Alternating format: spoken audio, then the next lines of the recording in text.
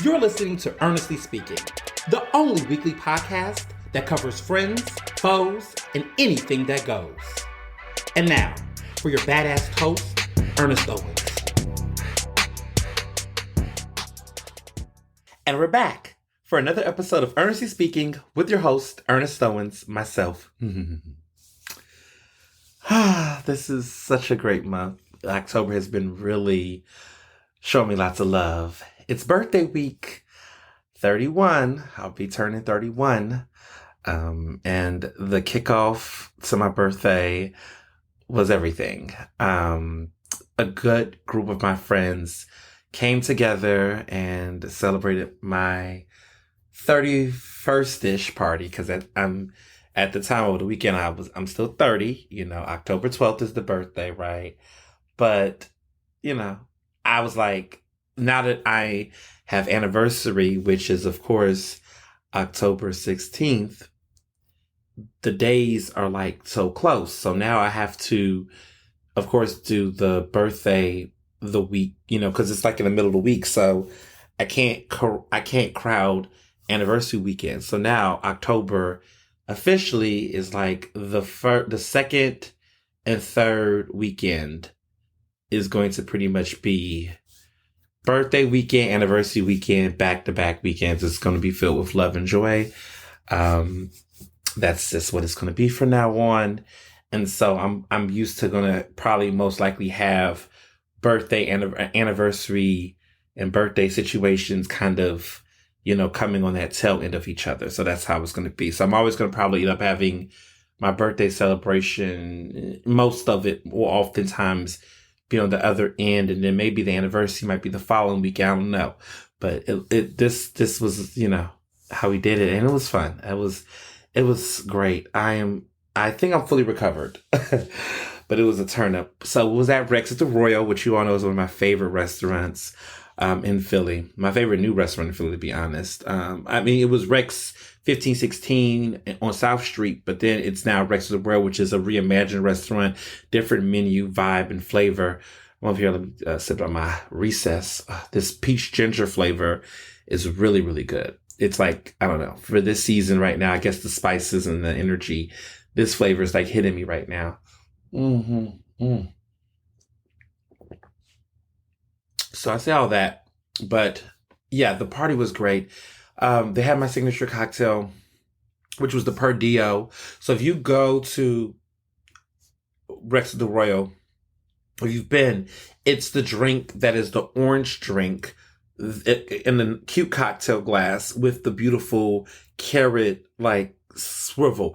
And the concept, you would think that this drink would be very, over the top. It's got carrot, turmeric, ginger, tequila, and some other elements like mezcal. Actually, like there's mezcal in it, and that flavor is like mezcal, tequila. Like it's what else is in there? Carrot, that turmeric, that ginger, this nice fruity flavor. A squeeze of, I think, lemon juice in there, lime. I think maybe lime or ginger, but it's beautiful. It's a refreshing drink. It's got that like, very, it's interesting because it can be a summer drink. It has a fall drink. It has this like real, like a healthy tonic to it. Like, it's something that you would drink, like an elixir. It has that kind of quality to it. It has an elixir quality to it. It was an incredible drink. And they had, the old fashioned, that's for the tops and the men who don't really want to drink fun, flirty cocktails, but we always have an old fashioned because people love an old fashioned, no matter what it's given. It's a whiskey drink, nice bourbon, And then there was past hors d'oeuvres, and I love that. Like, it wasn't the seated dinner that I'm traditionally always known for doing. It was just a party. Like, it was just, everyone was socializing, connecting. It was very intentional, very fun. It was just a good time. Of course, my birthday cakes, as you probably all saw through the Instagram story on social, they were from Cake Life Bakery. Like, we just have a connection at Cake Life. They just love me. I love them. They've been doing my cakes forever. Wedding cakes, birthday cakes. They've done it all. And they just continue to just wow me. So we did the funfetti cake, which was my wedding cake flavor. And it was also the cake that Beyonce had for her birthday when she celebrated and Made in America. Jay-Z was known for getting the cakes from Cake Life several times, and it's like one of her favorite cakes because Cake Life uses like real ingredients, like not that stuff. Like I knew when I met the baker, he's a trans man and he's incredible. I covered him. I did an interview. I interviewed him many years ago when I was a LGBTQ editor at Philly Mag, and he let me try his desserts, and it was so funny. Like he let me try like a store bought, cupcake, regular filling icing, and he was like, "Well, first try our cupcake." So I tried it. I ate it. Phenomenal, clean taste. He says, "Touch the roof of your mouth. How do you feel?" It's good. Roof of my mouth, fine. There was no coating. It was just normal. It was like a really good, wholesome. The ingredients was fresh. Had no problems. He said, "Okay, try this cupcake." It was a store-bought cupcake. And automatically the icing coated. Whatever they had, that dye, that shit coated all on the top of my roof of my mouth. It was this very, very artificial, sugary taste. And it just felt like it was chemical. It was just, and I've never ate the same. I mean, like, I am very particular now about where I eat my sweets and things. If I don't bake it myself or make it myself, all those preservatives, y'all, it's got me feeling some type of way. So I was very like, wow, that's deep. Like, and it just makes me think about cupcakes on. No, not to say that I won't turn down a cupcake if I'm craving one, but I'm just mindful about where I get my stuff from. And so maybe I've become a little hype that I'm getting everything from there. Now, this is not the opportunity for a bunch of people to tell about other bakeries. I know, I looked these bakeries up. I know there's other places, but I just love me some Cake Life. They don't miss. The quality is just there. And I just love the vibe. And they're back open again for the weather. They're doing indoor seating now. It's just a great space for me. Got a facial this weekend at Heyday over the weekend. It was a gift from some really lovely folks. Got me a whole facial. I got the microdermabrasion.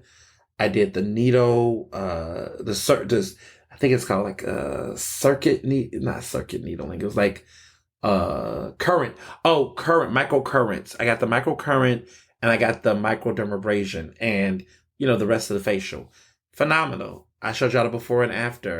Look, I was glowing on another level. I naturally glow when I do a good skincare routine, but that glow right there was something else. And I rocked that glow to the birthday bash. So it was phenomenal. All my friends were there. So many birthday gifts, so many bottles. Like I was bringing home tons of bottles, which was lovely. Like everybody had Moet. I had my VC, lots of bubbly, because that's what I like. I love bubbly and I love gin. And so everybody was giving me the Blue Coat gin, my elderflower or my traditional. So the liquor case had more liquor than it needed. I had tons of good rosé. I had the Moet rosé, which is like, oh my goodness, like that is my shit. I love the Moet rosé. And so people are like, what are you going to do with all these bottles? I'll tell you what I'll do with all these bottles. I'm going to literally like save them for New Year's. I'm going to have like a New Year's party with a couple of friends and I'm going to have bottles of New Year's. I'm going to have like, those are going to be my New Year's bottles. In addition to the bottles that people bring, but I'm going to also have those too. So it's going to be a good time. It's going to be a good time.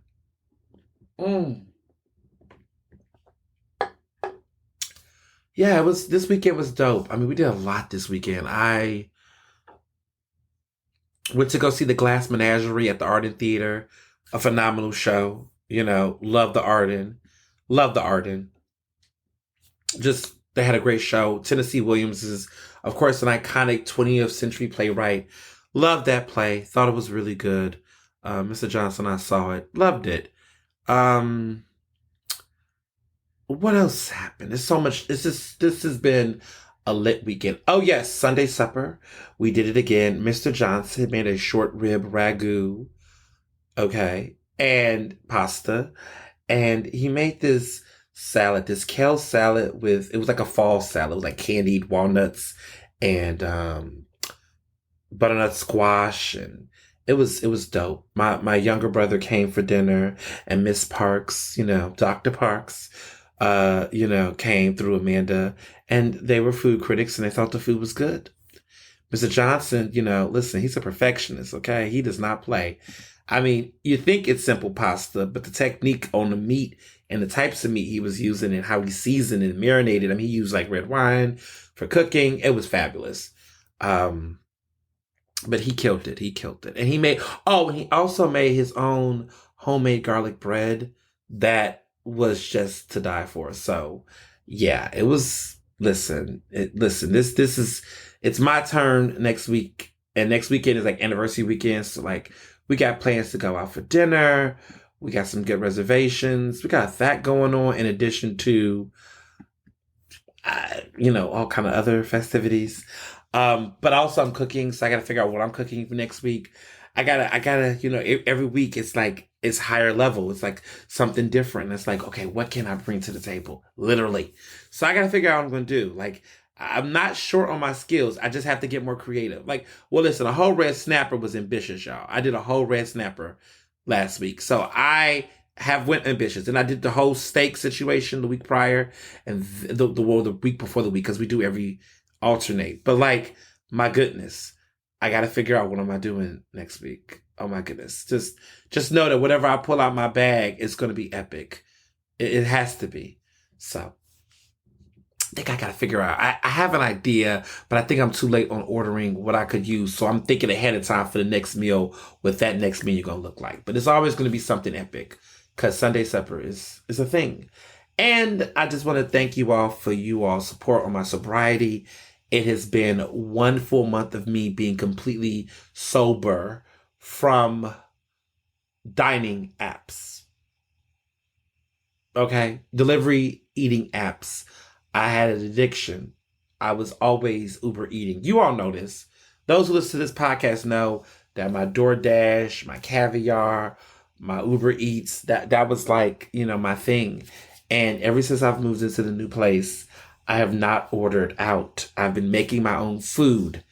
And that is a lot because of the fact that now I feel that I have all the cooking. I have all the new cooking, devices at my hand. I told myself, if I was serious, like if I was serious about, if I had the space, and sometimes it's a mindset, right? Like my old place I was living in, we just outgrew it. We just had so much stuff, and the pandemic held us up on the moving because I didn't, know where I wanted to go, and I didn't know where I was going to be, where I was going to stay and everything. And once the dream place that I was at was here, it worked out. But mentally, I just was not in the spirit of like cooking consistently. So it was a lot of delivery. It was a lot of, fast food and, whatever. But like now I'm in a space where I can actually cook. Like I have the air fryer, the George Foreman grill. Like I'm not intimidated to make certain things, or grill, because I have the right things to help support that. Like if I want to make a steak, I'm not scared to, because I got the George Foreman grill.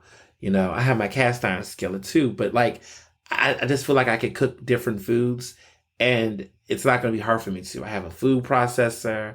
I got the Vitamix. I got everything at my disposal to support my cooking.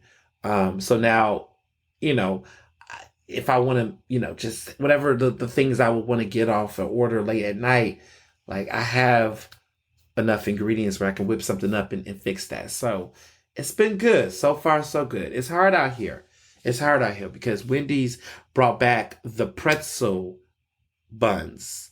And anybody who like follows Wendy's, because Wendy's is one of my favorite fast food places, actually. Wendy's is to me the best. It's better than McDonald's. It's better than Burger King. And I'm talking about just when it comes to the medium food. Now, the McDonald's breakfast still slaps. And I do appreciate that Burger King does, I feel like, use really good beef. And I do appreciate that they have onion rings as an option. But by far, Wendy's to me is just the consistently better, superior place. I mean, first of all, their chicken nuggets, I feel like it's real chicken. I always thought they had the better chicken nuggets. I love the fact that they have the crispy, spicy ones. The spicy ones are my favorite, and I'm happy they brought those back. The quality has just always been good at Wendy's, in my opinion. And I felt like I could always budget. Like I could ball on a budget if I want that quick fix, because especially if you're on Chestnut, my Philly folks, when you downtown Center City, you got Five Guys, you got Liberty Place, you got that Wendy's. I'm sorry, but like the corner of my office, I'm going to the Wendy's. I am not going. I mean, Popeyes, I used to, the chicken sandwich, but I'm off that now. That just got played out. But if I'm down there and I need a quick fix, you won't catch me over at Wendy's. Now, every blue moon, if I'm able to sit down and eat it, I will go to Five Guys and get a burger. But that's like a very once or twice a year situation. Like that place, I mean, first of all, they give out listen, I like good portions, but god damn it, they give out too many fries. And I don't like to waste food. Like it's like, wow, like a whole cup of those fries. And you don't really need that much. And those burgers are too big. Like I literally walk in there and they look at me like I'm a cheap bitch. Cause I'm like, I want the little burger, the little cheeseburger. Let me be clear, the little cheeseburger and little fries. The little cheeseburger and little fries is a very standard, decent sized burger by itself. When you get the regular cheeseburger, that shit is like double meated to the bone. The regular fry is like like about a pound and a half of potato fry. Like it's it's over the top. But it's Five Guys is not cheap either. But like the portion sizes are ridiculous. Like that's meant to be like the fries. I think years ago, I think when they first opened down there, maybe a couple years back, Mr. Johnson and I went on a date. We was like on a quick, let's go get something to eat. Not like date, like, but just on some, we around here, what we eating. I think we were both still in school then. And I remember we just was like, oh, this is like our first, was it my first time? It may have been his second time, but I don't remember. But like, I just remember we both got fries and we sat there and we was like, you know what? I could have just ordered we could have just ordered one fries and we would have been good. We didn't have to do both. So, yes. But anywho, I say all to say that Five Guys, I could never do delivery. I did delivery one time during the pandemic with Five Guys and I realized, oh my God, these are the type of burgers you have to eat immediately. You cannot like let somebody deliver that 20 minutes between because stuff gets soggy. So, but I say all that to say I haven't had it, but temptation was knocking on the door. When I heard that Wendy's had that pretzel bun, and I was like, get beside me. I can't do this. And I did it. You know what I did, y'all? I went and made me a sandwich. A good sandwich. I had deli meat and everything in the house. And I made me a sandwich. And I had my salt and vinegar chips. That's the thing. I love salt and vinegar chips. I have several varieties I like. I like the kettle kind from Herschel. I think that kettle, that salt and vinegar kettle. Y'all know the little, listen, that with a hoagie, oh God. A really good Italian hoagie, some salt and vinegar chips with an Arnold Palmer. That's the ultimate ideal, like, junk foods lunch. Like, I just want an Italian hoagie. I want my salt and vinegar chips, and I want Arnold Palmer. And it can come from Wawa, it can come from wherever. But if I had, that's like the perfect, well-balanced. Like, all of my savory notes, my sweet, my salt, my sour, like all of my taste buds, I feel like get fulfilled in that meal. I get the crunchiness, the saltiness, I get the savory, I get the zest, I get the texture, I get all of my taste buds get fulfilled in that meal. But I say all this to say I made a sandwich, okay? And people are like, oh, you must be saving a lot of money. I guess I am. I don't know. I figure I am. I think when I look back, I was spending a lot. Like I ordered maybe delivery like twice a day, probably for like a while. I was doing like lunch sometimes.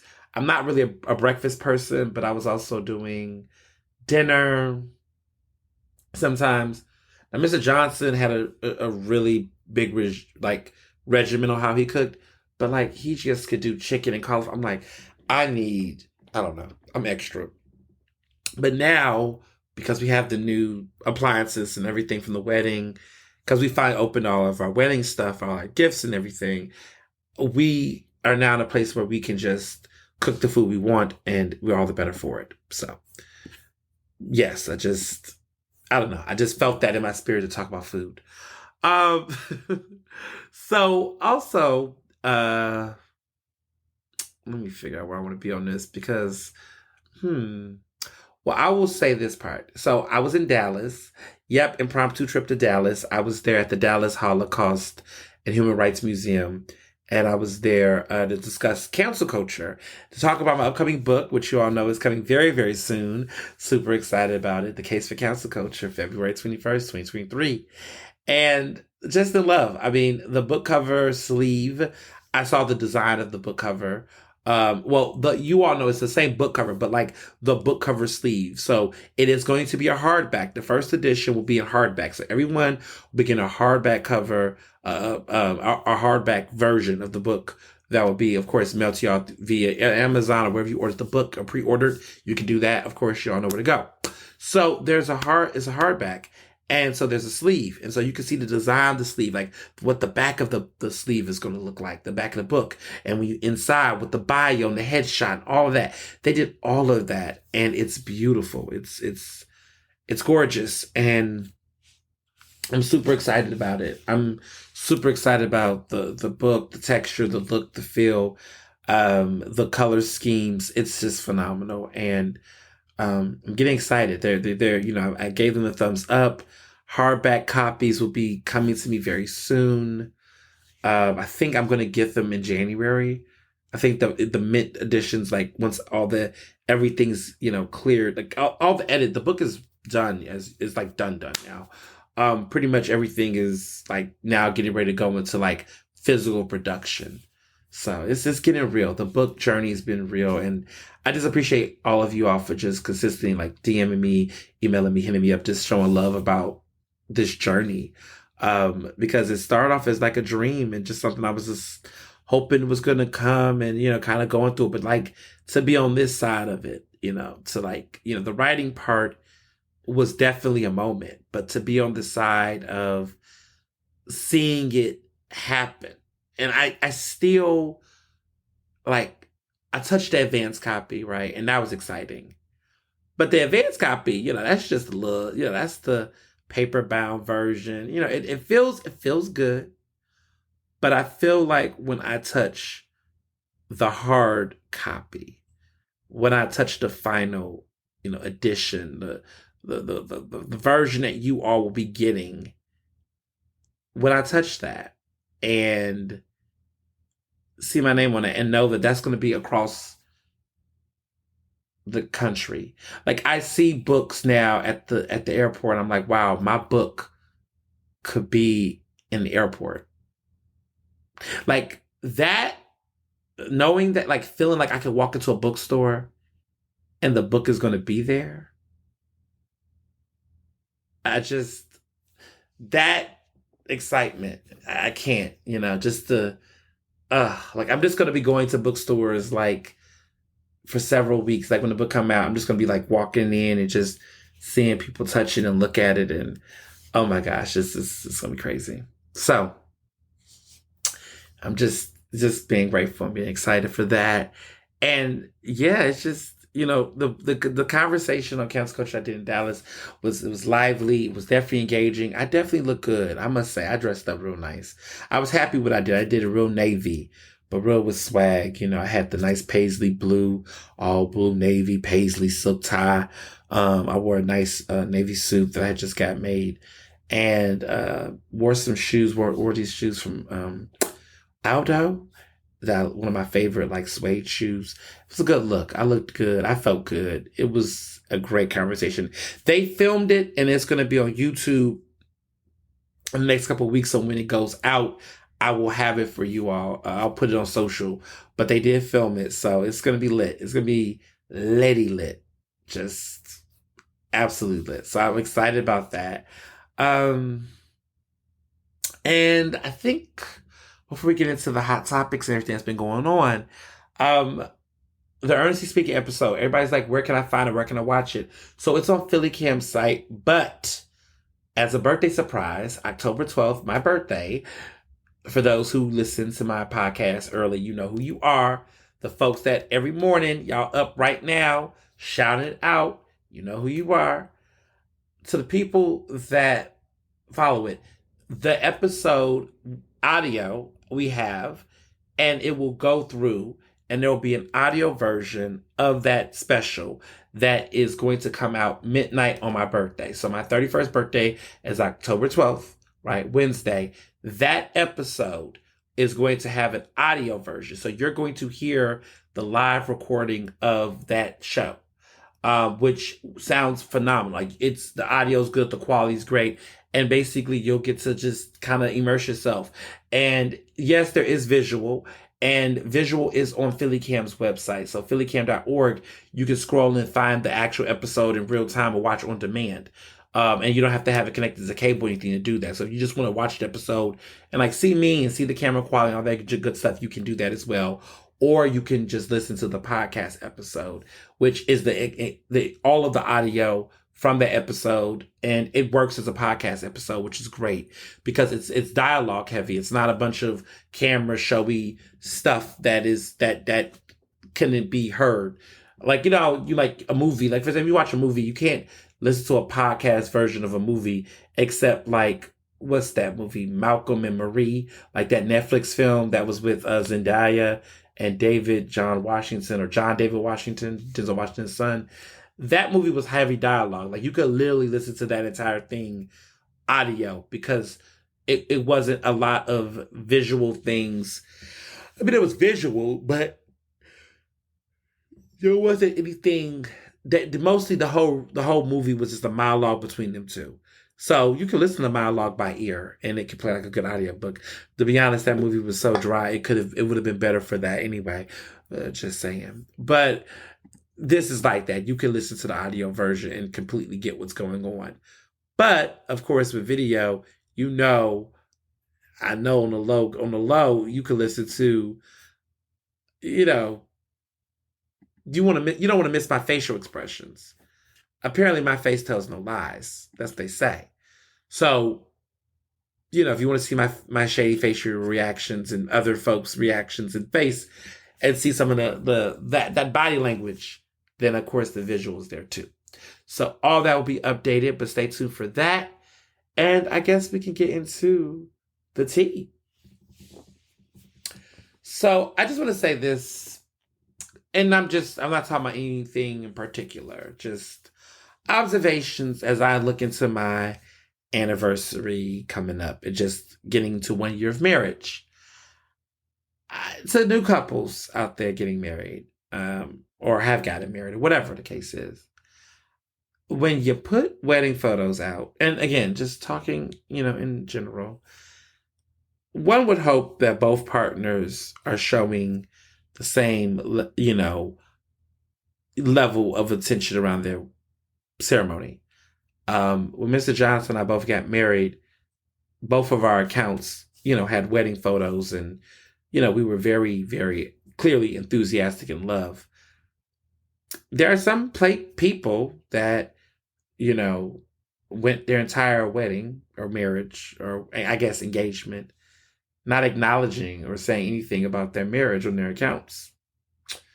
And then when they got married and took wedding photos, the other spouse who had been documenting everything through the woman, posted everything, shared everything. And the other person on the other end shared like nothing online. Like nothing. It's almost like you would not know that person was in any type of relationship, given all I'm going to say is that Equally Yoked has been the best way I've been able to look at my marriage for the past year. And in relationships and connections, I just encourage people that Equally Yoked is the way to go. Because you just don't want to be in a position where it looks like one person wanted something that the other person may have not wanted as much. It just can show in things like that. And I'm a journalist, so maybe I'm just a little too observant, or maybe I'm wrong. Who knows? I could be wrong. I'm not perfect. But I just see certain things. I've been seeing trends, and maybe it's not a trend. Maybe this is what the straights do, the cisheads do. I don't know. The straights are so weird. Yeah, to my straight listeners, I love y'all. I love some of y'all. But some of y'all be just doing some things that's just like, like, what are we doing here? And for my cishet women that just, be really pouring themselves out on the gram with the photos and the love. When I see the partner not showing anything, it's one of the most, I'm like, are you okay, sis? And I'm not saying, are you okay? And are you okay? Because you're doing everything right. But like, are you, what that feel like? Like, how does that feel? In those dynamics. I don't know. I just, you know, everybody say, oh, it don't really matter what we doing, what we understand. Let me tell you something. We live in a country and a society where possession is 9/10 of the law. If people don't know that you're married, that is a problem. America has a problem. Um, if they don't know that you're married, um, mm, mm, mm. Also, just a random, but I want to just shout all the folks who got me gifts for my birthday. That has not fallen short to me. Oh my goodness, my best teacher Marcus has completed my vinyl collection with Madonna. I also got a lovely Bell Hooks autographed book of her poetry book um, on the Appalachians Poetry Collection, which is a really good set of poems by Bell Hooks. But it's an autographed copy a good friend of mine got and for me and for my birthday. And it was so thoughtful. I just was like, wow. Yes, Appalachian Elegy was the book, of course, by Bell Hooks. A classic, a classic. And it came out 10 years ago, and she autographed it. Bell Hooks autographed this book, and they gave me an autographed copy of this book. And so, yeah, that was, that was incredible. And all the bottles, thank you for the bottles. So, let's get on with it. So, let's start with Biden. I just want to say, y'all can't call him Sleepy Joe right now. Now, I know, y'all, that's the term, Sleepy Joe. But what Joe Biden has done recently, this news about just clearing cannabis records. I'm trying not to say marijuana, but the fact that he is doing pardons for federal marijuana possession, that's a pretty big damn deal. It's the reforms. I mean, it's major, and there's a lot of people who, have been shocked by this decision. But yeah, early this week, he basically announced that he's pardoning individuals charged with simple marijuana possession on a federal level. And I think the reality is this decision does not affect broad groups of Americans and those who are non-citizens who are charged with the crime. And there's been a lot of that. There's been a historical precedent for the mass application of this presidential pardon power. They're estimating that 6,500 people with prior federal convictions, and thousands of people under, Washington D.C. law could benefit from this. That's what they're projecting. However, he's doing these pardons, but it does not decriminalize the drug. And sadly, it remains a federal crime to still possess small amounts of marijuana on federal land. So it is still not decriminalizing it, but still he, is expediting a review. He's basically going to expedite a review to see how it's scheduled under federal law, which could help hopefully change how the drug is regulated. And then in some ways, could help change these criminal laws. Okay. But he has said it in a quote, like I quote him, "No one should be in jail just for using or possessing marijuana," which is a fact. But there's just several issues, that people need to understand, like who can get it. So people who are not going to be able to benefit from this, because I know people's getting excited for their cousins, their folks. But basically those who Biden does not have the power to pardon, okay? This is what he does not have the power to do, are thousands of people who have faced state charges for simple marijuana possession. So this is on a state level. So anybody who's facing state marijuana charges, they're not pardoned, which is already kind of, Then the other issue is that unlawfully present non-citizens that are charged federally with simple possession of marijuana. So undocumented individuals who are in this country that have been charged federally with simple possession of marijuana, they will not benefit from this pardon because they're not U.S. citizens legally. Individuals charged in the future with federal simple marijuana possession charges. So this pardon is in effect for people for October 6th and before. But if you do some other shit after October 6th, 2022, that's not going to, you're not going to be protected from that simple federal marijuana possession.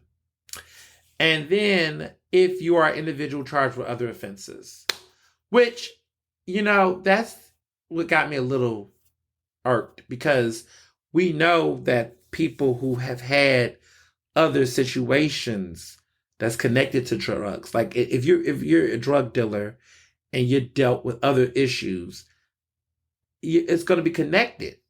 So according to Biden, he emphasized that, quote, even as federal and state regulation of marijuana charges, important limitations on trafficking, marketing, and underage sales should stay in place. So if you got other issues going on that's connected to this, you won't get pardoned. So it's complicated. And I just thought, a lot of people are going to, be free.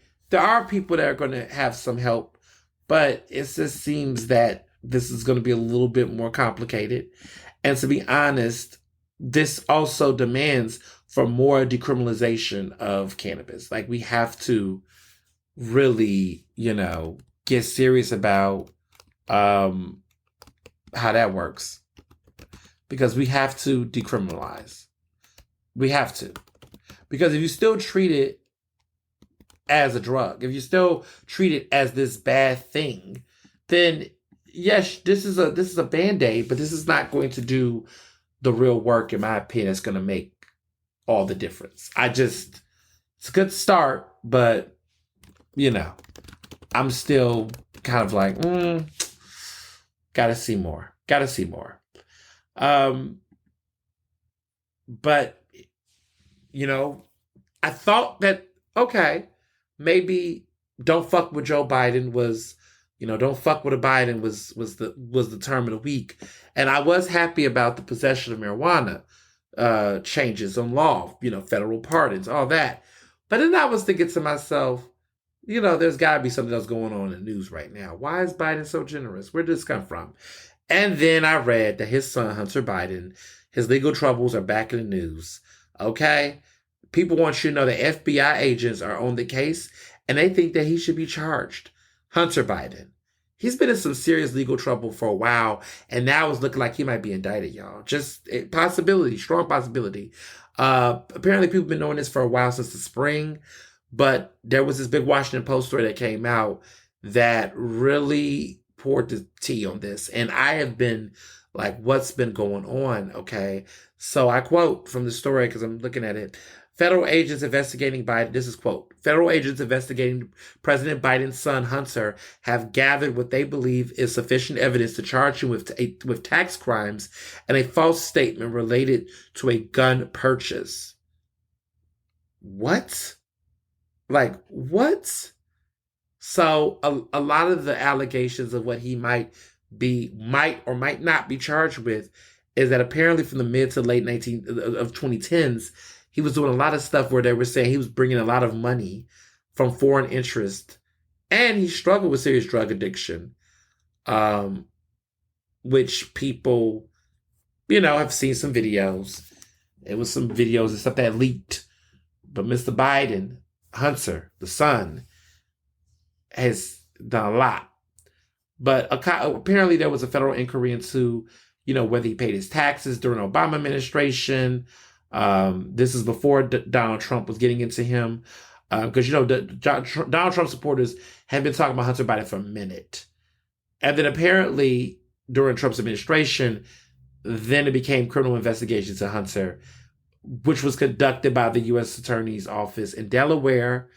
And they were like looking into all of the money things he were doing, possible money laundering, couple other things. I mean, there was accusations and claims checking into whether he was an unregistered foreign agent. So it's a lot going on. Mr. Hunter Biden. And October, y'all, this month, I want to call it October surprise. Like, this is the theme of October surprises. Because pretty much that's what I'm getting here. Like, these are all October surprises. We love a messy midterm election October surprise. And the timing of all this, of an election year, is something that we should not ignore. There's always an October surprise. And this past week, there's been a lot of October surprises. Now, I thought the only October surprise was my birthday, but listen, there's a lot going on right here. And Mr. Biden, this is the wrong time to be in some shit. Like, what are we doing? What are we doing?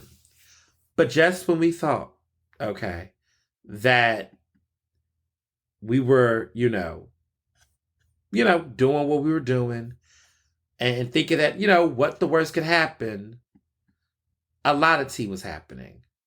There was a lot going on here. Okay, apparently, Dr. Oz, who's going against Fetterman, all the tea that came out that he conducted experiments that killed 329 dogs and 31 pigs. That's what came out this past week. He is, as you all know, Dr. Oz is that GOP Senate candidate in my state, currently Pennsylvania. He's been around for, 20 years, over 20 years. So, well, close to 20 years. There's been rumors he's been dodging about having a past of animal abuse. Apparently, there's been a lot that was circulating around these people and asked me what was going on. I wanted to read the tea, but apparently he was conducting research. A lot of this was like laboratory research where basically he killed, on record, 329 dogs. This was reported in Jezebel. And apparently they looked into 75 of his studies that were published, which was between 1989 and 2010, so not that long ago.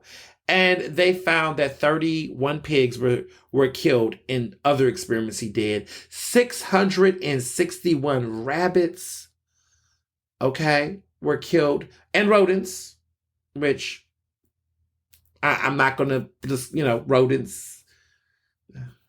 Okay, rodents, But, apparently this is while he was a professor at Columbia's medical school. So this is like back in 2004. They said that apparently he was given a $2,000 federal fine for violating the Animal Welfare Act that was tied to the research. And Columbia, which is an Ivy League institution in New York, of course, they cut ties with him earlier this year, public ties with him. They really like quietly have been falling back. So, as a Penn alum, there's been conversation about what Trump's relationship with the University of Pennsylvania has been. Has the university taken a stance to cut their ties from him? Penn has been very, under the Amy Gutman administration, Penn is just we're not going to disavow him out loud, but we also going to fall back from him. It hasn't been any opportunities for him to visit campus and talk his shit. It hasn't been that warm embrace. Because think about it, where Penn told you where their politics lied, okay? When they gave Biden the building, right? And they gave Biden residency and all these other things on campus and titles, that was Amy Gutman telling us that she was Team Biden, okay? There was a lot of people that was like, why isn't Penn taking a stand? And I get that. Well, listen, Penn didn't take a stand on other things, right? They didn't take a stand when it comes to all this stuff going on, with the UC townhomes, right? Because that's still happening. Now the update is that apparently they keep extending the deadlines for them to push on this. But I'm sorry, that's not enough. Give these people the land. But anywho, in this situation, when it comes to disavowing problematic Republicans, Penn has just kind of with Trump has never got really all into it. But they doubled down on supporting Biden, and that's kind of how they got away with it. Now, to be clear, there was a whistleblower and a veterinarian with the Dr. Oz situation. Her name is Catherine Del Orto, who basically told a publication in Philadelphia, Billy Penn, that in a nutshell, that she kind of spilled the tea and said, quote, when your name is on the experiment and the way the experiment is designed inflicts such cruelty to such animals by design, there's a problem. So we know, this has been embarrassing. And what has Dr. Oz done in response? Because let me just keep it 100. There is a lot of people that's fighting right now. The girls are fighting. And to be honest with you, I am personally getting tired of this election cycle. We are less than a month away from the primaries. I am just, not primaries, I'm sorry. There I go, back in the spring. We are less than a month away from the midterms, people. November 8th is the midterm elections. And it is a lot, y'all. It is a lot. I need to sip this recess real quick. Oh my goodness. It is a lot to have to deal with some of the stuff that keeps coming up day in and day out. And I'm watching all of these things, seeing all this stuff that I'm watching, and so much is happening with these candidates. But Dr. Oz has been running ads, weaponizing Democrats, bringing up the incident with John Fetterman and the incident with the black man and the shotgun incident where there was allegations that he hunted down a black man with a shotgun who was innocent. That's the allegation. That was the whole scenario. And this played out. And if anybody want to know what really happened, or at least get the perspective of Fetterman in that, the John Fetterman interview, which is a special edition episode of Ernestly Speaking, I spoke directly to John Fetterman about this. And the situation is more nuanced and complicated. And also what we find in later, aftermath, my perspective about that situation isn't so black and white, given the nature of it, and also the way that people are weaponized, the way that Dr. Oz is doing it. We all knew this was going to happen, but it isn't carrying the same weight. It's not carrying weight. I remember during the primary candidates tried to make it a polarizing thing. Connor Lamb and Malcolm Kenyatta both tried to make this a major thing. And it got to the point where it felt disingenuous for even both of them about if they were really concerned or were they leading into partisan politics. And at the end of the day, Fetterman blew them out the window. I don't think with Republicans that this is going to be a nail biter Republicans, because in certain ways, if these Republicans are as extreme as they feel about Dr. Oz or the extremism, I mean, wouldn't one argue that this would be something that they would, if we're like, it's the same issue, and Republicans, I'm sorry, they don't care about black people. They don't. They don't care about black people. They don't care about racial injustice. They don't believe in those things. And so I don't know how I don't know how Dr. Oz tries to frame this, and I'm being frank here, as like, oh, look, Republicans, Fetterman did X, Y, and Z. And it's like, but first of all, that's not what he did. You're trying to mischaracterize it as such, but I don't see Republicans leaning, legitimately giving a fuck about that and changing their vote. At this point, in my opinion, there's one clown in this race, and there's one person who has a reputable political record that's running. And if we're going to act like for 5 seconds, the fact that I have to even dignify the fact that Dr. Oz is a candidate. First of all, let's back this shit the fuck up. He barely won his primary. And to me, that already tells you what it's giving. He barely won his primary. It was a nail clincher. If you go look at the primary results between him and I forget the other person, that race was literally to the point where they were about to do a recount. They had to keep counting the votes. Before they was like, is there going to have to be a runoff election? It was so fucking close. And the guy succeeded to Dr. Oz. But it was like, Dr. Oz, you wasn't even a bona fide pick within your fucking party. And I think people have ignored that detail. And maybe I'm leaning to some conventional wisdom. But if there was so much contention for you to get the nomination within your party in Pennsylvania, and you barely got the nomination, barely got it. I mean, the percentage numbers were so low.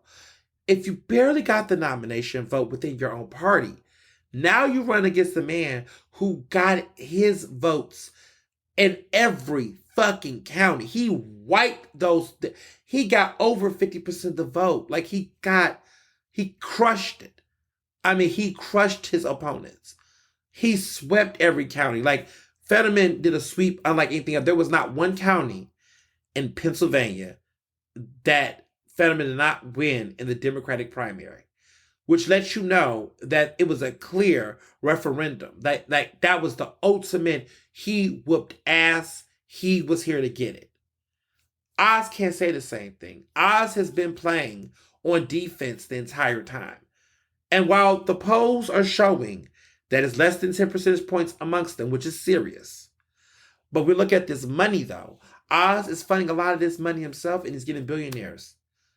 Fetterman is raising this money from everyday people. $22 million. The most any Pennsylvania Senate candidate in this type of race has ever raised in history. This is an unprecedented race.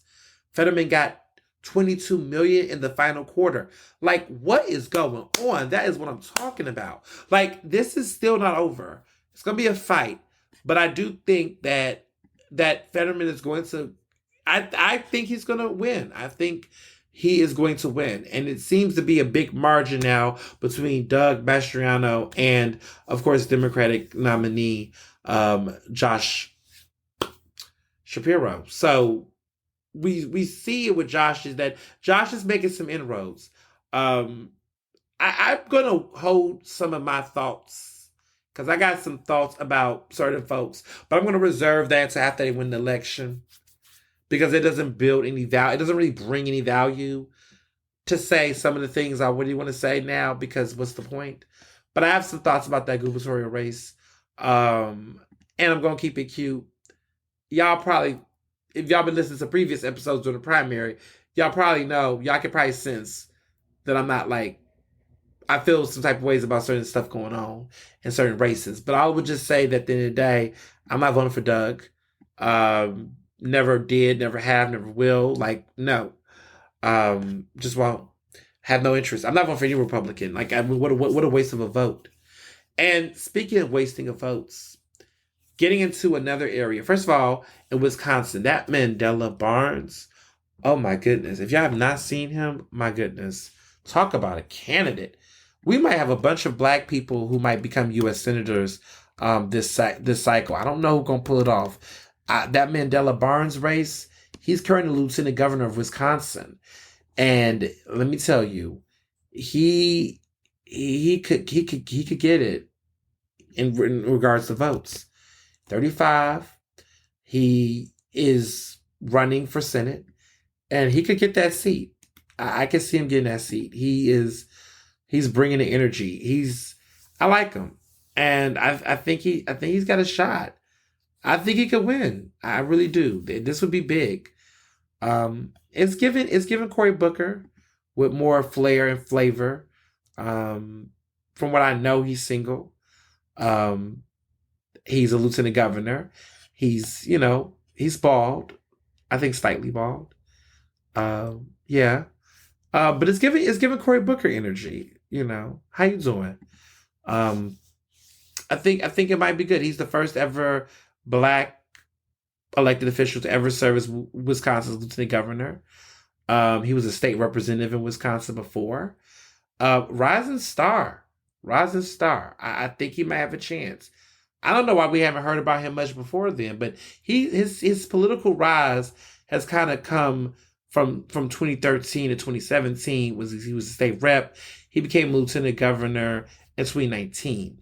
So his rise has been recent, but he's not taking corporate PAC money. Very progressive in that way. He's running a grassroots campaign. He's running against Ron Johnson, that Republican who's held that seat. So the debate happened, and it's going down. Apparently, it's interesting because right now there's a poll and it looks like he's edging up. But it's complicated. So there's like 1 percentage point in the battleground state. Right now, Ron Johnson only has it by 1 percentage point. So they're like neck and neck. This could be a toss up. People are saying that this race is a toss up, which is a good thing because a lot of people did not think this was a race that could be done. But it looks like there's a possible toss up. We don't know yet, but it could be a possible toss up in this race. And Mandela could pull that upset. So we got hope. Wisconsin might pull it out. To be honest, y'all, I mean, people are saying that they can predict that we could hold control of the Senate. The House, people are shaky about. But I don't want to just keep the even number of the House. I mean, the Senate. We need to get like more than 51 because what we need is, 52, 53. We need 53, in my opinion. We need 53 total. I mean, I guess if we count Kamala, we'll have it. But we need to have 53 because that would be enough to overrule any of the bullshit that Kristen Sinema and, fucking Joe Manchin is doing, right? Those two just cannot have any more clout. I mean, their clout is fading. Okay, let's be clear. They're fading. But we need to just ensure a tougher number. And if Wisconsin come through, Pennsylvania come through, and, I would love to see Florida come through. But people talking about Beasley over there, right? And other folks. There's a lot of opportunity to see some black senatorial candidates. I don't know if we're gonna pull it off, but it would be nice. It would be nice. I'm looking at what's happening. So there's Sherry Beasley in North Carolina. People are talking about her, and we're gonna see. We're gonna see where it's going over there. There's been a lot of Val Demings in Florida, who at one point was going to be a VP. I mean, people are talking about Val Demings, and she's a black woman. Her politics are a little moderate for me, but for Florida and going against Marco Rubio, there's a chance there. It's tight. It's tight. But there's one race I have not been talking about, and that is the one in Georgia. Oh my goodness, Herschel Walker is running against Reverend Raphael Warnock, who is running for re-election. Herschel Walker. I have not talked too much about this man. I tried to avoid talking about him because I think he's a joke, but I just could not ignore the salacious of this week. If you do not know who Herschel Walker is at this point, he is an ex-athlete, ex-football player, black man. I think he was a boxer. He is a black Republican. Trump likes him. He made a big splash in moment when he was at the RNC, which was last August, and he gave a speech, and it came out that his son is Christian Walker, which is this process, which Christian Walker is this gay, black, young, millennial conservative who is basically like, Candace Walker's gay male impersonator, I suppose. He is got a show called Uncancelable, a podcast show called Uncancelable. Hilarious. And he is the son of Herschel Walker. Well, over the past several weeks, there's been several reports and stories about Herschel Walker's infidelities. He is a married man, but he has had several indiscretions. And that has come out in the press, but even more so, it's become showing the hypocrisy and the hypocritical nature of Walker. And the fact that he talks a lot about, lack of black fathers and black neighborhoods, pushing racial pathologies. But then we're finding out, you was a deadbeat dad. You was someone out here sleeping and cheating on your wife, having multiple extramarital affairs and children outside of your marriage. But you're a God-fearing Christian evangelical.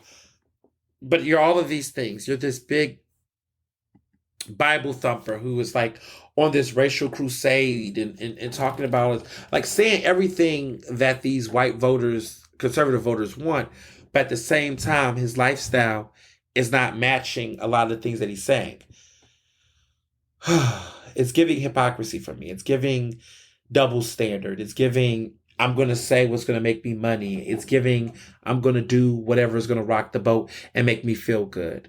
It's giving me step and fetch it. It's giving me I will tap dance for a candidacy seat.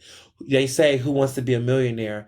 I'm sitting here looking like who wants to be I'm going to keep it respectful. But it's a lot. It's a lot as a black man, on behalf of to all the black women who have been making sure that electoral politics matter and continue to stay the same, to advance us in a progressive movement. I apologize for trash ass black men like him. I apologize that you all will have to get on social media and Twitter and have to provide clarity and new nuance and maturity on these issues.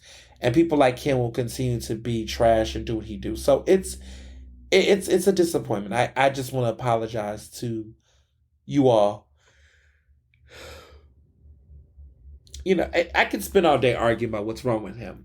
But let me tell you what stood out to me the most about this situation. So there has been a report that allegedly there's a woman who had told publications like the Daily Beast that Herschel paid for her to have an abortion. Yes, the pro-life candidate had paid for a mistress or a woman outside his marriage to abort their child, to which she did, and she had receipts that he had sent her a card, you know, a get well soon card, all this type of nonsense, allegedly. Um, all of these other accusations about even the fact that even after the news came out, apparently Herschel Walker's wife, which is Christian Walker's mother, had contacted this woman again later on, talking to her and tried to gaslight her. This is giving the situation that I remember that happened with Anita Hill when Jenny Thomas, which is Jenny Thomas is Clarence Thomas's wife, Darth Vader's wife. But basically, she left voice messages asking for Anita Hill to recant and to apologize. And Anita Hill kept those recordings, voice messages, and we should have known Jenny was fucked up then. But now look at it. She's now, you know, allegedly connected to these insurrectionists and other aspects that's wrong with her. To the point that special committees on the June 6th insurrection, the committee has now spoken to the wife of a sitting Supreme Court justice.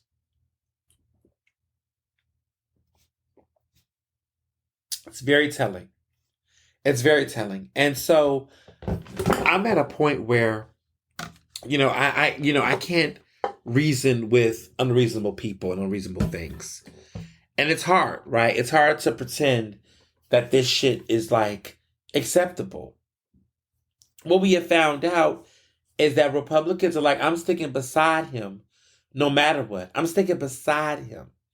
They're going to stand by their man. Herschel can do no wrong. And here's my fear. I don't know if he's going to win or not. I'm scared.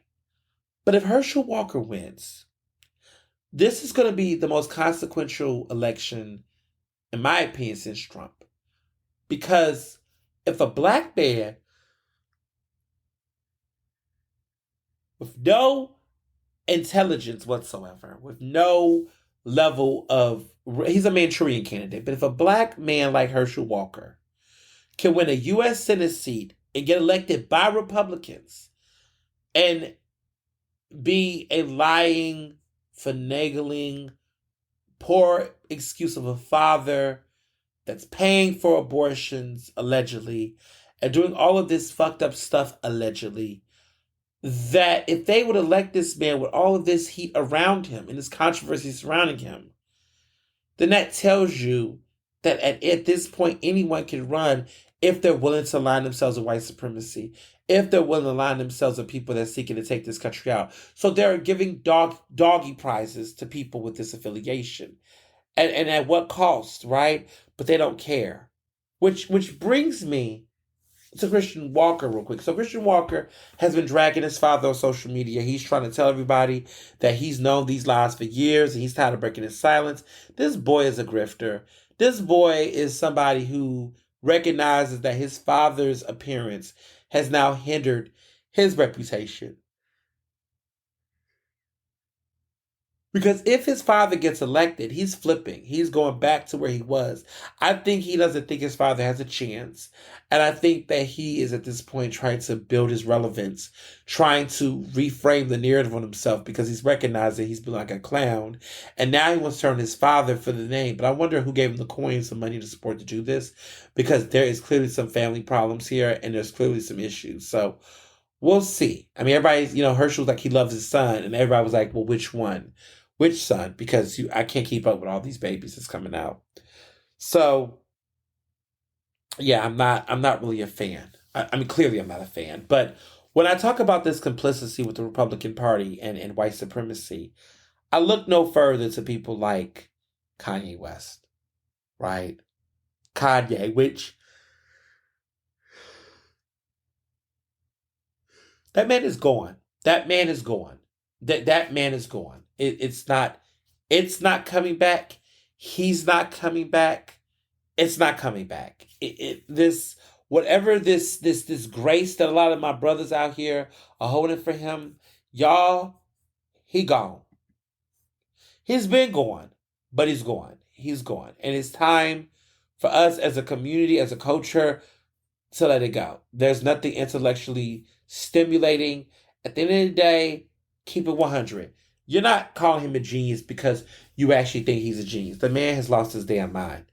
The truth is that you like him because of the fact that you hold some of his ideas and his beliefs. You all have half of your brain, and a lot of you all are not reading books because he's not reading.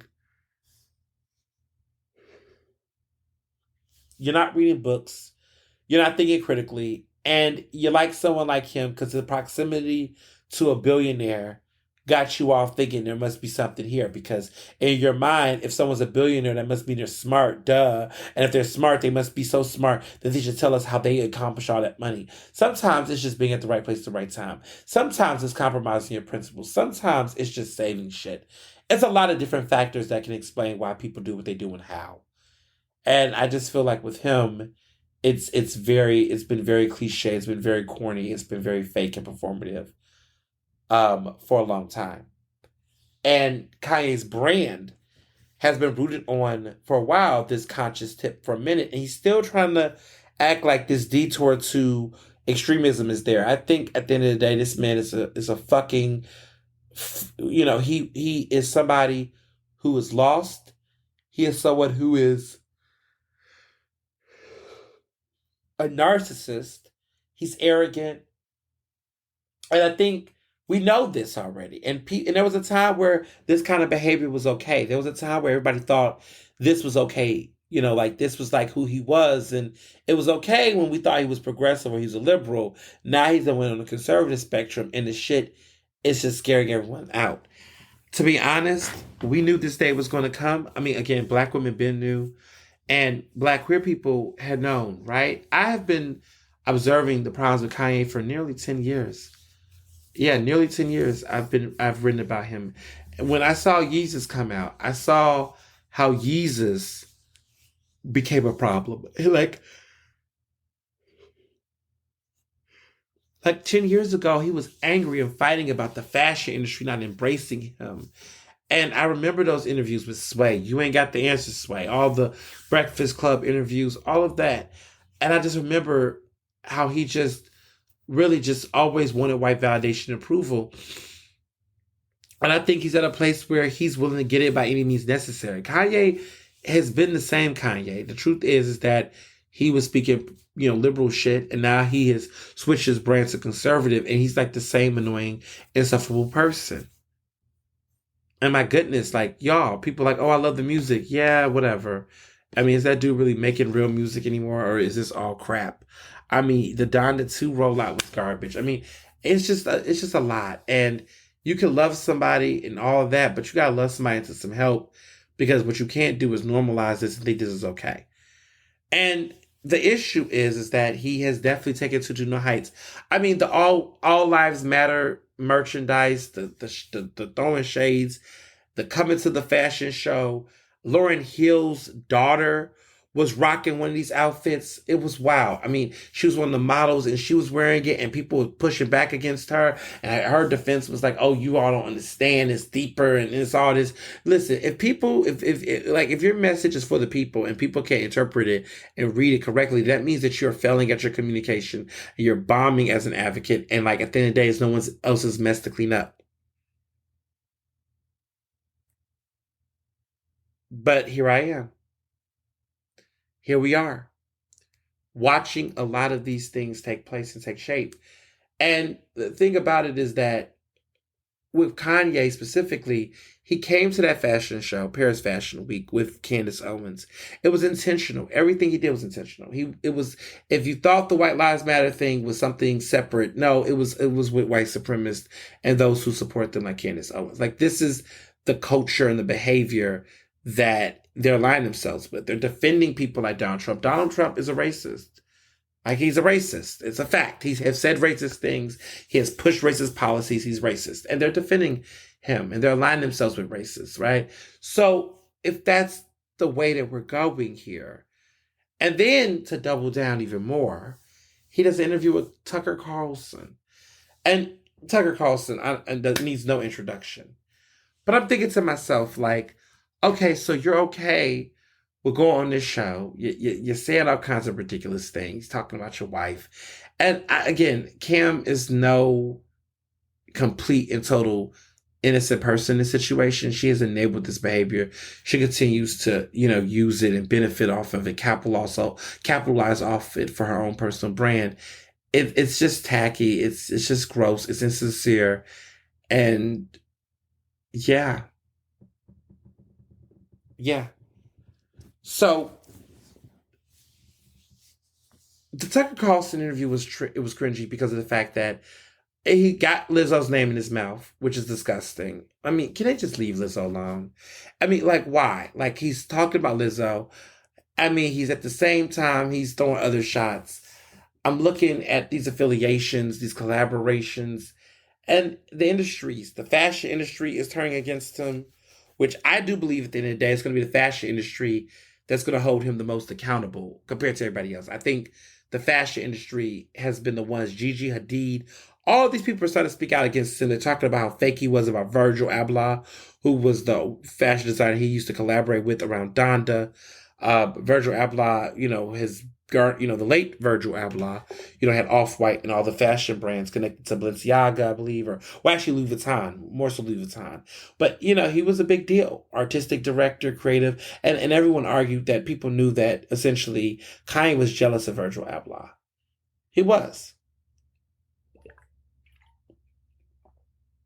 They had a falling out, and it was ugly, and,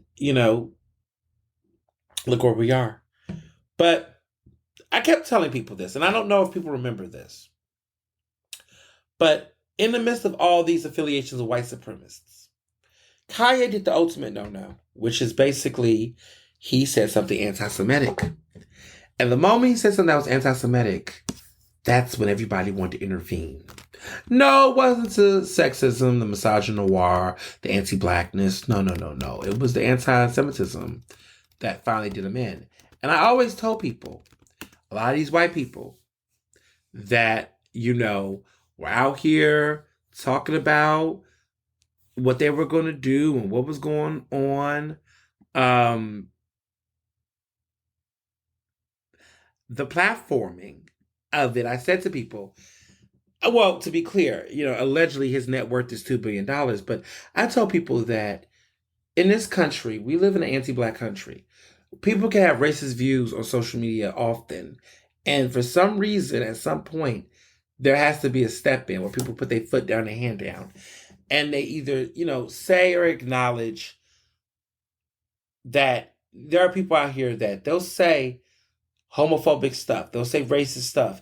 But the moment they say something anti-Semitic, a lot of times that typically will be the moment people will crack down. And I just have to, I've noticed it. And this is not anything that shows it. Because let me be very clear. Anti-Semitism is a form of hate, just like any other hate. Hate of Jewish people is a problem. That type of xenophobia and bigotry is not acceptable. None of this is okay. Any hatred of any community, Islamophobia is not okay. Of course, homophobia, transphobia, and every other phobia in that regard is not either. But what has been interesting to see is that the moment Kanye says something anti-Semitic, that's when these platforms decide to stop. And so, to me, not equivocating Jewish people to be racist, because that's just not true. Like, not all Jewish people are racist, like, at all. Like, I'm never going to say that. But what I will say is, to some people who I know in different communities and spaces, that are Jewish that I know in political spaces, they have defended Kanye West, and in front of me, they have said things like some younger Jewish guys that are like like in the progressive spaces, but they're like all into like semi conservatives, but they're not Republicans. They're not like let me just put it this way: if it was 2012, they would have voted for Mitt Romney.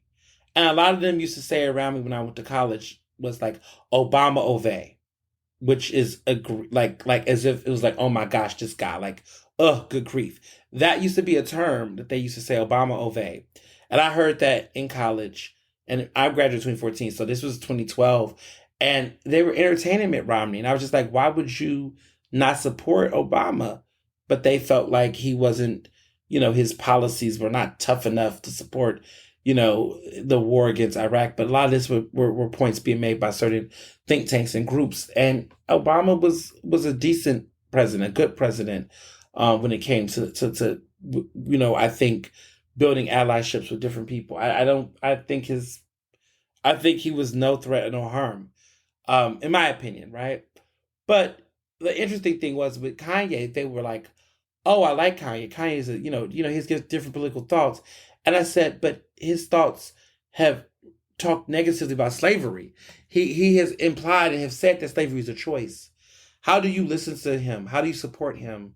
And I'm telling you, as a black person, as a black queer person, I'm telling you, how do you listen to Kanye and still rock with him in spite of all these problematic things? And they were just like, oh, well, it's free expression of this, that, and the third. So Kanye made, and I'm not even going to read the fucked up anti-Semitic tweet that he posted, but he went really, ridiculous and said some very problematic things, and directly targeted Jewish people, problematic and just disgusting.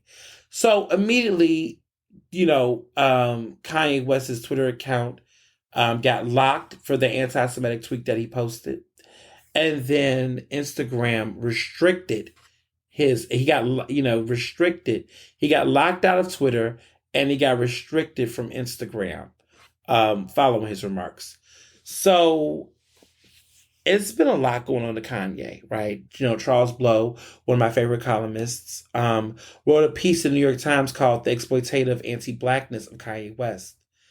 Kanye West have had this anti-blackness for a long time, but it's being exploited, right, by Fox, by the news. He has now become an extremist, latch pin. Like he's a doll for them. He's their fetch and get it. But now I think some of them are starting to back off him because of everything that's been happening with,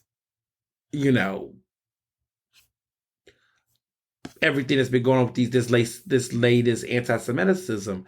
Like, this is not okay. And I think that there's going to be more consequences. But I was like, oh, he finally did himself in this time. Finally did. After making a return to Twitter, because he was off of Twitter for like several weeks. And then let's go into it. I mean, it's also trending. Elon Musk, this Twitter situation, looks like he's trying to buy it again. But there's looking like some investors that was invested in his previous projects are pulling out and pulling away from him. So now he's got his own shit going on. And I tried to tell people, I tried to say, listen, this shit going on with Elon and this Twitter and these social media platforms. Elon Musk cannot own Twitter. If Elon Musk owns Twitter, I don't know what I'm going to do. I don't know how long I will be on Twitter if this is the reality. I don't know how long I'm going to give myself to this platform, because y'all know I don't do Spotify. Like, I don't have a Spotify account anymore. I took my shit off because when I saw how the Spotify CEO was acting and how he stood by, Joe Rogan. I almost said Seth, not Seth Rogen. Joe Rogan. When he stood by Joe Rogan and defended that shit, I was like, wow, okay, say less. This is your values. And I don't want to give any validation to that platform until that is changed. So when people keep saying, when are you going to get back on, Spotify, Ernest, when are you going to get back on? The answer is definitely not. Because until Joe Rogan, as long as Joe Rogan stays on Spotify, my podcast will not be on Spotify.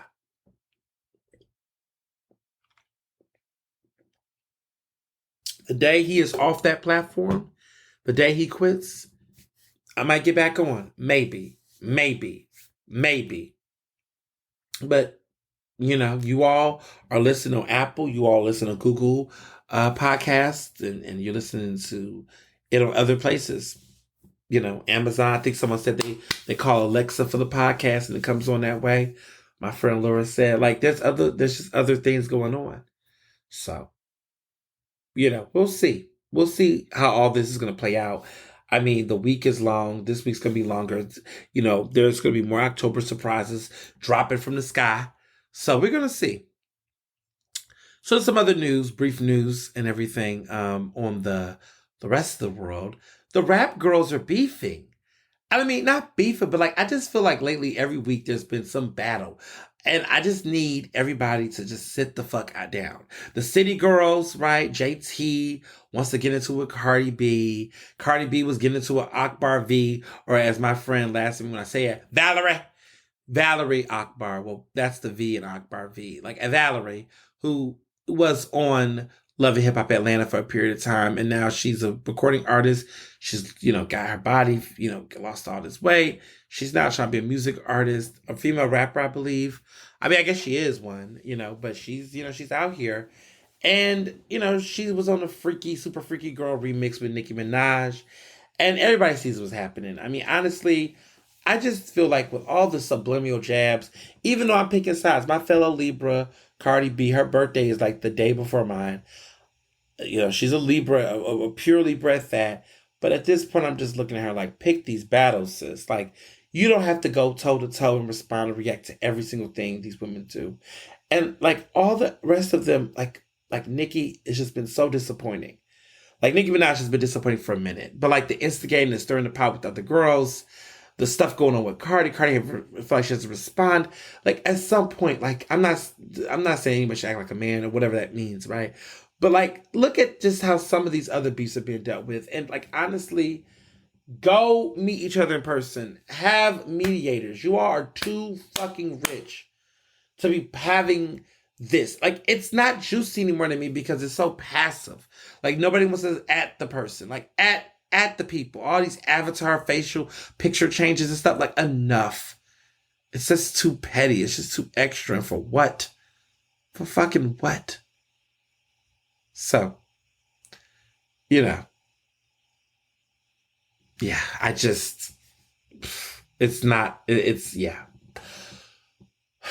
So, in good news, I guess, Amsterdam, which was the film directed by this controversial director. A lot of people don't know this information, but David O. Russell. He did a film that just came out called, well, first of all, if you don't know who David O. Russell is, he is an Oscar-nominated director. He's done a lot of great movies. Three Kings, The Fighter, Silver Linings, Playbook, American Hustle. Like, these are some great films. Like, I love The Fighter. The Fighter is such a touching film. Mark Wahlberg and Christian Bale. Christian Bale is like one of his prodigies. Like, he's like one of his muses that he uses a lot in films. American Hustle was also Christian Bale, and Bradley Cooper is in a lot of David O. Russell films. Bradley Cooper was in Silver Linings Playbook. He was also, which he got an Oscar nomination. He was also in American Hustle, which he also got an Oscar nomination in. Yeah, he's had an interesting career, and it's something that no one can deny. Like, his film work has been tremendous. He's had major, just movies that you all have seen. I mean, Three Kings was iconic. It came out many years ago. It had Chris. It was a great war satire film, actually. And Three Kings, it had George Clooney, Mark Wahlberg, and which is interesting because Mark Wahlberg was in The Fighter, and Ice Cube was in this film, and it was about the Gulf War. It came out in 1989, so he's been in business for many years. It was a very popular film when it came out at the time, and Spike Jonze was in it. The Spike Jonze, for those who know Spike Jonze, the famous actor / director. But yeah, it's so, anywho, the point is, he directed a film called Amsterdam, which is this star-studded film with all these major celebrities. Taylor Swift's in it, Christian Bale is in it, John David Washington, Anya Taylor-Joy, Zoe Saldana, Chris Rock, Rami Malek, Michael Shannon, Mike Myers, Robert De Niro, and even Taylor Swift has a cameo. So, I mean, that's a lot of actors in that film. Like, a lot of big names. Like, like, oh my goodness. Like, it's like, I feel like I said, like, oh my goodness, like 11 names. Christian Bale, Margot Robbie, John David Washington, Anya Taylor-Joy, Zoe Saldana, Chris Rock, Rami Malek, Michael Shannon, Mike Myers, Robert De Niro. It's 11 names. And so this film was supposed to be a big damn deal. Like, oh my goodness, he's supposed to be really, this is supposed to be a big Oscar bait film. And I was hearing mixed reviews at film studios about the film. But a lot of the issue that no one's talking about is following, David O. Russell himself. Okay, apparently he is no innocent man here. This man has been nominated for 5 Academy Awards. He's been nominated 3 times for Best Director. But the tea. So some of the issues that have come up with him, that I guess people are looking into now, it started many years ago. Okay. I mean, lots of allegations. First of all, he admitted to touching his 19-year-old niece's breast in 2011, and she was transgender, and was saying that she was being very, quote unquote, very provocative. There's been many people who have said he's been physically abusive. Lily Tomlin, who did the film I Love Huckabees, basically said that he had, extreme, violent outbursts. There's been other people who have claimed to be targets of his energy, like George Clooney. And they've said that they're no longer upset with him.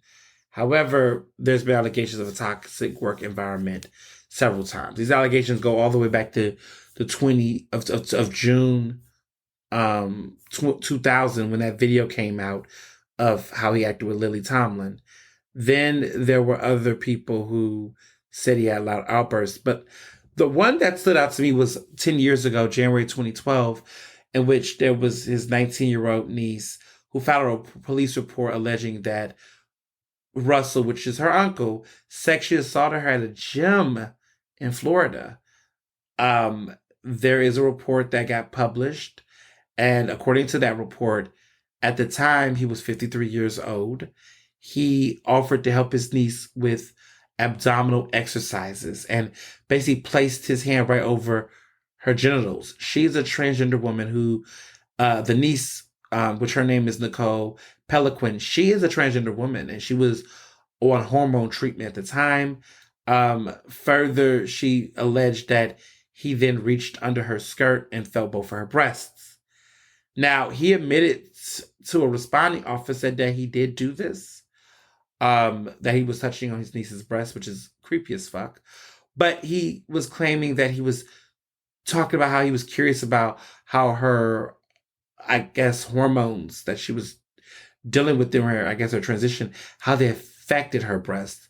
And he said that, she was being very provocative and had become seductive after her transitioning.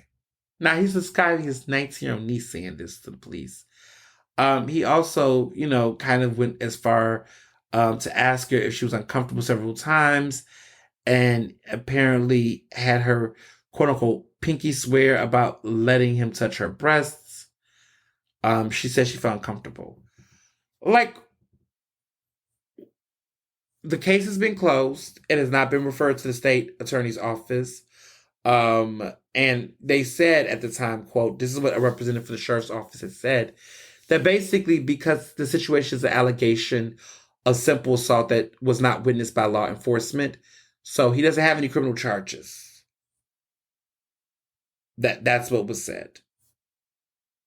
But many, many allegations have come out, where Amy Adams, and y'all know I love Amy Adams, when she spoke to British GQ, she even said that, it was leaked exchanges about how she was mistreated on the set by, Kurt Russell, by David O. Russell, on the set of American Hustle.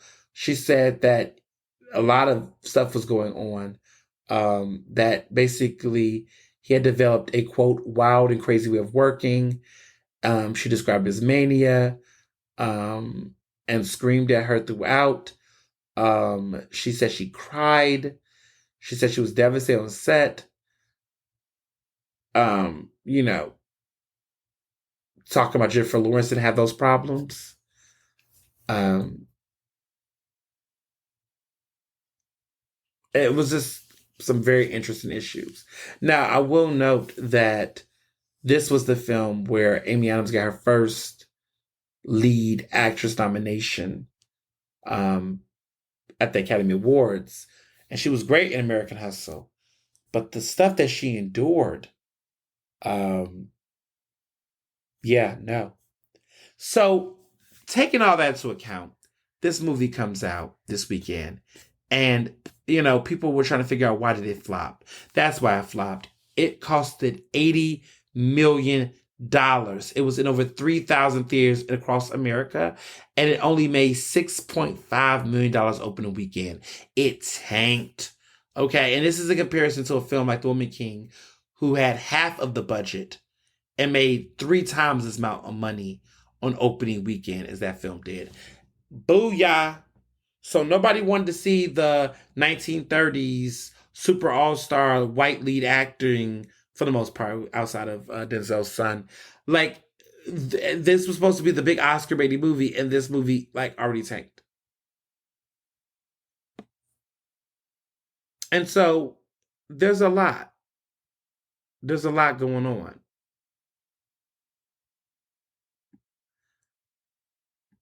So, it's a lot going on. And and so I say all this to say, listen to people, listen to the people, listen to the people, listen to the people, because we're always in these situations where we're always, going through the motions and dealing with all the conflicts and issues. And this is the time where I say, this is why. But also, this is not the only movie that flopped lately. Last week, because I know people have asked me about this, and I guess I gotta let y'all know. But let me just say this: Amsterdam flopped this weekend, as it should have, because that man's a creep and he's a problem. And I don't think, even no matter how many celebrities you have, if we're not fucking with who you are, we're not. The case for cancel culture. Now, there's another movie that flopped last week. Now, my white gays, my old white gays, my young, middle age, whomever, my white gays is listening to this show. Listen to this.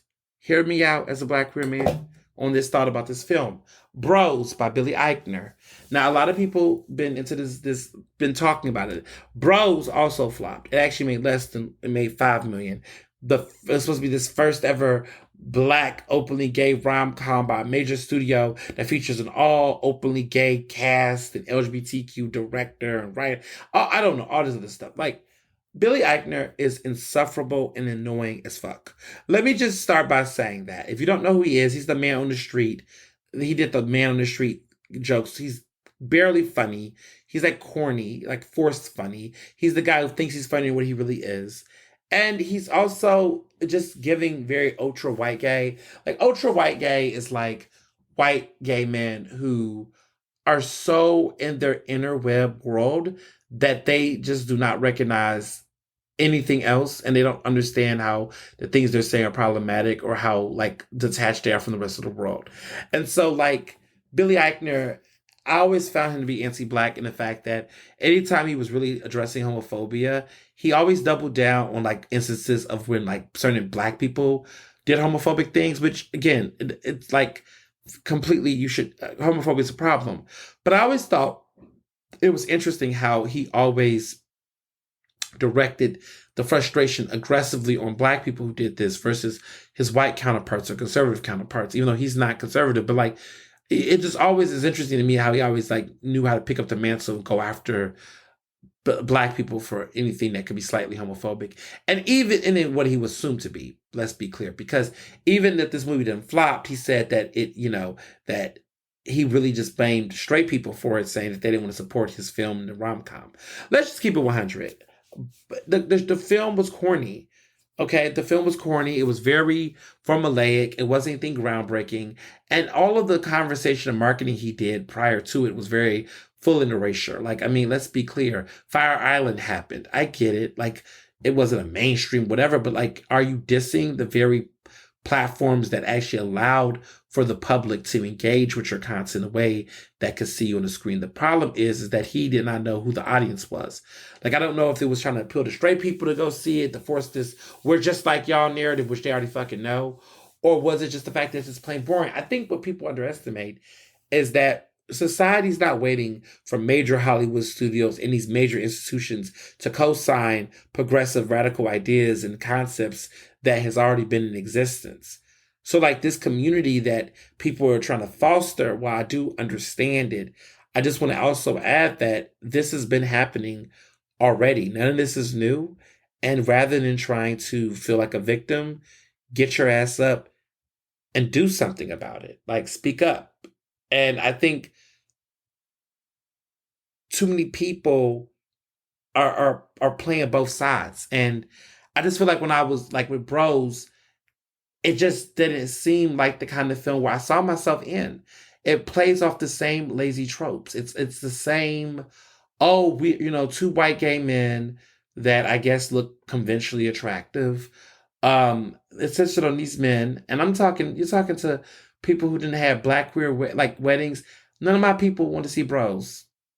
And they went to a gay wedding, my gay black wedding, and got more life and enjoyment than anything they would have got in that 90 minutes of watching Bros. So everything about that film was just corny, forced, and it failed. And also, who does rom-coms this time of year?